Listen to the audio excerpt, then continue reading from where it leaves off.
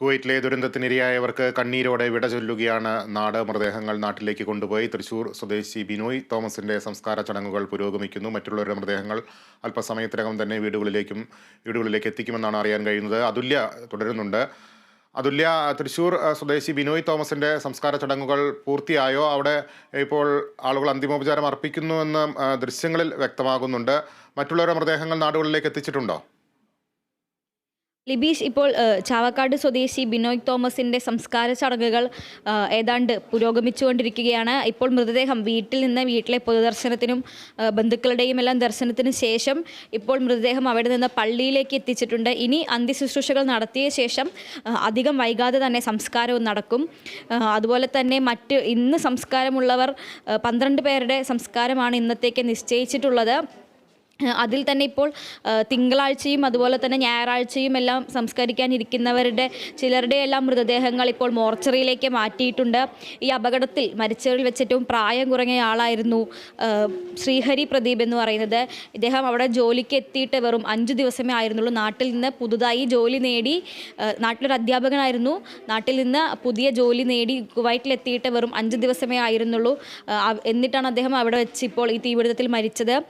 അദ്ദേഹത്തിൻ്റെ സംസ്കാരം ഞായറാഴ്ചയാണ്. അദ്ദേഹത്തിൻ്റെ മൃതദേഹം ഇപ്പോൾ മോർച്ചറിയിലേക്ക് മാറ്റിയിട്ടുണ്ട്. അതുപോലെ തന്നെ കൊല്ലം സ്വദേശിയായ സ്റ്റെഫിൻ്റെ മൃതദേഹം മാങ്ങാനത്തുള്ള മന്ദിരം ആശുപത്രിയിലെ മോർച്ചറിയിലേക്ക് മാറ്റി. സംസ്കാരം തിങ്കളാഴ്ചയാണ്. ഇവരുടെ എല്ലാം മൃതദേഹങ്ങൾ വീടുകളിൽ പൊതുദർശനത്തിനും മറ്റും വെച്ച ശേഷമാണിപ്പോൾ മോർച്ചറികളിലേക്ക് മാറ്റിയിരിക്കുന്നത്. ഇനി ബന്ധുക്കളും അതുപോലെ തന്നെ മറ്റ് അടുത്തുള്ളവരും എത്തിച്ചേർന്നതിന് ശേഷം ഞായറാഴ്ചയും തിങ്കളാഴ്ചയുമായാണ് ഇവരുടെ എല്ലാം സംസ്കാരം നടക്കുക.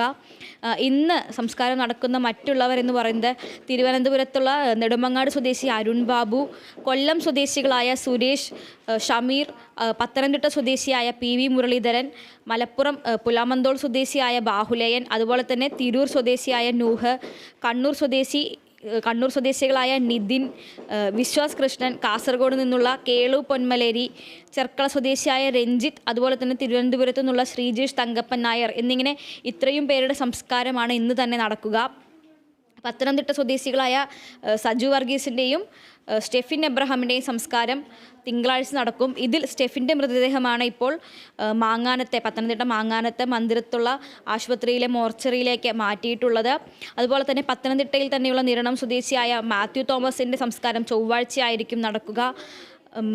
ഏതാണ്ട് തിങ്കളാഴ്ചയോട് കൂടിയായിരിക്കും അദ്ദേഹത്തിൻ്റെ മൃതദേഹം വീട്ടിലെത്തിക്കുക. അദ്ദേഹത്തിൻ്റെ പാണ്ടനാടുള്ള അദ്ദേഹത്തിൻ്റെ വീട്ടിലെത്തിക്കുകയും അവിടെ നിന്ന് ഓർത്തഡോക്സ് പള്ളിയിൽ ഉച്ചയ്ക്ക് 2 മണിവരെ പൊതുദർശനവും മറ്റ് അന്ത്യശുശ്രൂഷകളും നൽകിയ ശേഷം 3 മണിയോടുകൂടി മാത്യു തോമസിൻ്റെ ശവസംസ്കാര ശുശ്രൂഷകൾ നടക്കും. അതുപോലെ മേപ്രാൽ സ്വദേശി തോമസ് സി ഉമ്മൻ്റെ സംസ്കാര ചടങ്ങുകൾ ഞായറാഴ്ച മേപ്രാൽ പള്ളിയിൽ വെച്ചാണ് നടക്കുക. അതും വൈകിട്ട് ഉച്ചയ്ക്ക് ശേഷമായിരിക്കും സംസ്കാരം. ഇത്തരത്തിൽ ഇപ്പോൾ ഈ 24 പേരിൽ 12 പേരുടെ സംസ്കാരം ഇന്നും മറ്റ് 12 പേരുടെ സംസ്കാരം ഞായറാഴ്ചയും തിങ്കളാഴ്ചയും ചൊവ്വാഴ്ചയുമായാണ് നടക്കുക. എന്തായാലും ഈ 23 പേരും ഇപ്പോൾ സ്വദേശങ്ങളിലേക്ക് അവസാനമായ യാത്രയ്ക്കായി മടങ്ങിയെത്തിയിരിക്കുകയാണ്.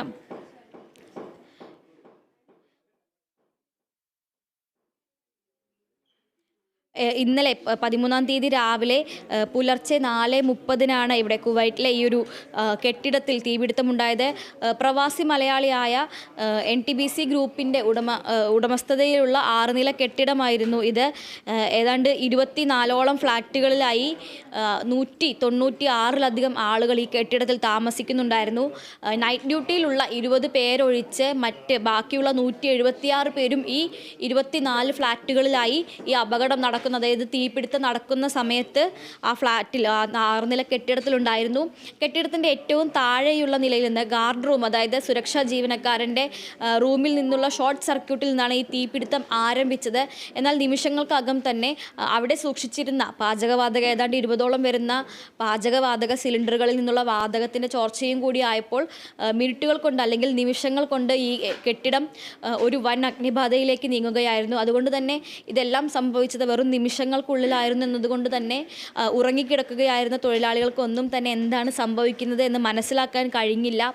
ഈ സംഭവം നടന്ന സമയം എന്ന് പറയുന്നത് പുലർച്ചെ 4:30 എല്ലാവരും ഉറക്കത്തിൽ ആണ്ടുകിടക്കുന്ന സമയമായിരുന്നു എന്നതും ഈ ദുരന്തത്തിൽ മരണസംഖ്യ ഇത്രയധികം ഉയരാൻ കാരണമായിട്ടുണ്ട്.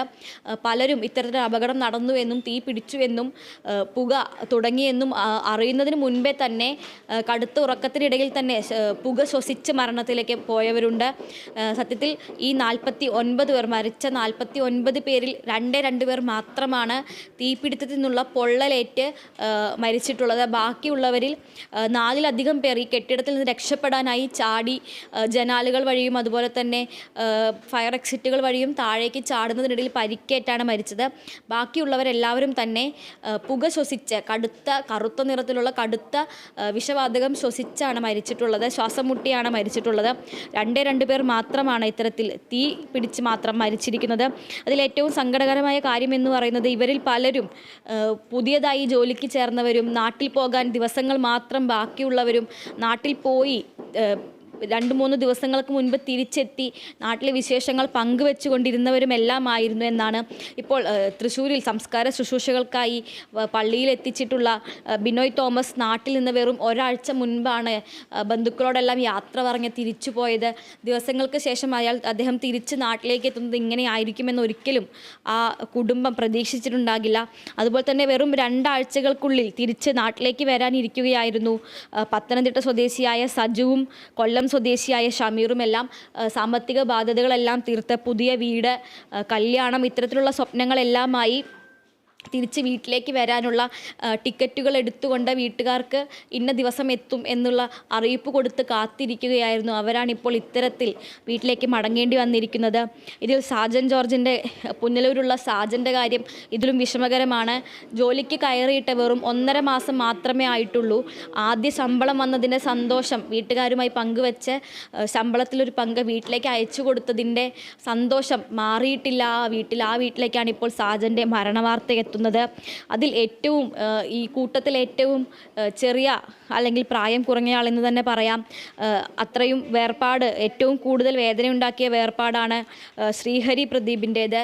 നാട്ടിൽ അധ്യാപകനായി എഞ്ചിനീയറിംഗ് ബിരുദധാരിയായ അദ്ദേഹം കുറച്ചുകാലം അധ്യാപകനായി ജോലി നോക്കിയ ശേഷം ഇപ്പോൾ അവിടെ ഈ സൂപ്പർ മാർക്കറ്റിൽ സൂപ്പർവൈസറായി ജോലിക്ക് ചേർന്ന് കേവലം 5 ദിവസമേ ആയിട്ടുള്ളൂ ശ്രീഹരിക്ക്. നാട്ടിൽ നിന്ന് പുതിയ ജോലി എന്ന സ്വപ്നങ്ങളുമായി നാട്ടുകാരോടും വീട്ടുകാരോടും യാത്ര പറഞ്ഞ് കുവൈറ്റിലെത്തി പുതിയ ജോലിയിൽ പ്രവേശിച്ച് 5-ാം ദിനമാണ് ശ്രീഹരിയെ മരണം കവർന്നത്. ഇത്തരത്തിൽ ഒരു നാടിനെ ഒന്നാകെ, ഒരു സംസ്ഥാനത്തിലെ ഒന്നാകെ എല്ലാ ജില്ലകളിലും ഒരേപോലെ ദുഃഖം തളം കെട്ടി നിൽക്കുന്ന ഒരു ദിവസത്തിലേക്കാണ് ഇപ്പോൾ ഇന്ന് കേരളം ഉണർന്നിരിക്കുന്നത്. ഈ സംഭവത്തിൽ എന്തായാലും ഇപ്പോൾ കുവൈറ്റ് ഗവൺമെൻറ് ആയാലും അതുപോലെ തന്നെ മന്ത്രാലയങ്ങളായാലും കാര്യക്ഷമമായ നടപടികൾ സ്വീകരിച്ചിട്ടുണ്ടെന്നാണ് ഇപ്പോൾ നമുക്ക് അറിയാൻ കഴിയുന്നത്. കെട്ടിടത്തിൻ്റെ ഉടമസ്ഥനടക്കം 3 പേരെ ഇതിനുള്ളിൽ തന്നെ അറസ്റ്റ് ചെയ്തു കഴിഞ്ഞു. അതുപോലെ തന്നെ ഫയർഫോഴ്സും ഫോറൻസിക്കും വിശദമായ അന്വേഷണം നടത്തി റിപ്പോർട്ടും നൽകിയിട്ടുണ്ട്. ഷോർട്ട് സർക്യൂട്ട്, താഴത്തെ ഗാർഡ് റൂമിലുണ്ടായ ഷോർട്ട് സർക്യൂട്ട് തന്നെയാണ് തീപിടുത്തത്തിനുണ്ടായ പ്രാഥമിക കാരണം എന്നും ഇപ്പോൾ കുവൈറ്റിലെ ജനറൽ ഫയർഫോഴ്സ് സ്ഥിരീകരിച്ചിട്ടുണ്ട്. ലിബീഷ്. ശരി അതുല്യ, ഒരുപാട് സ്വപ്നങ്ങളും പ്രതീക്ഷകളുമൊക്കെ പാതി വഴിയിൽ നിർത്തി അവർ യാത്രയാവുകയാണ്. ഉള്ളുലയ്ക്കുന്ന വേദനയോടെ, കണ്ണീരോടെ നാട് അവർക്ക് വിട ചൊല്ലുന്നു.